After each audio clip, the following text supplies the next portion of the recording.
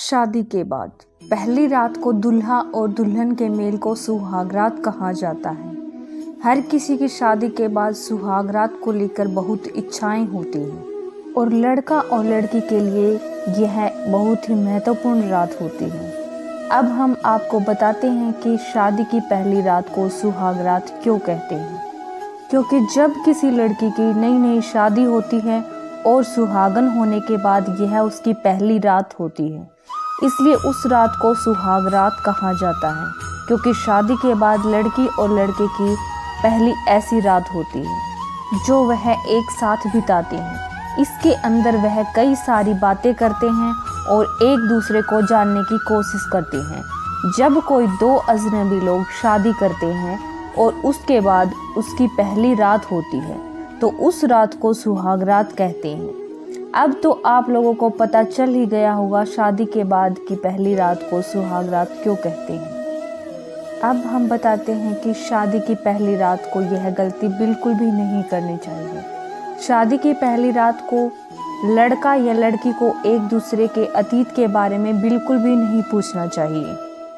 चाहे उनके अतीत में कोई घटना हुई हो, लेकिन आपको उस घटना का वर्णन सुहाग रात वाले दिन बिल्कुल भी नहीं करना चाहिए। शादी की पहली रात को आपको अपने फैमिली वाले के बारे में बिल्कुल भी बात नहीं करनी चाहिए। अगर आप अपने परिवार वालों के खिलाफ भला बुरा कहते हैं तो आपके जीवन साथी के मन में आपके लिए गलत भावना पैदा हो सकती है। इसके अलावा आपको अपने पार्टनर के साथ शारीरिक संबंध बनाने में भी जल्दबाजी नहीं करनी चाहिए। अगर आप अपने पार्टनर के साथ शारीरिक संबंध बनाने में जल्दी करते हैं तो इससे उस पर आपका इम्प्रेशन खराब पड़ता है, जिसके कारण वह आपसे नाराज़ भी हो सकता है। शादी की पहली रात यानी सुहाग रात के दिन आपको किसी की भी बुराई नहीं करनी चाहिए। इसके साथ साथ आपको अपने पार्टनर की गलतियां बिल्कुल भी नहीं निकालनी चाहिए।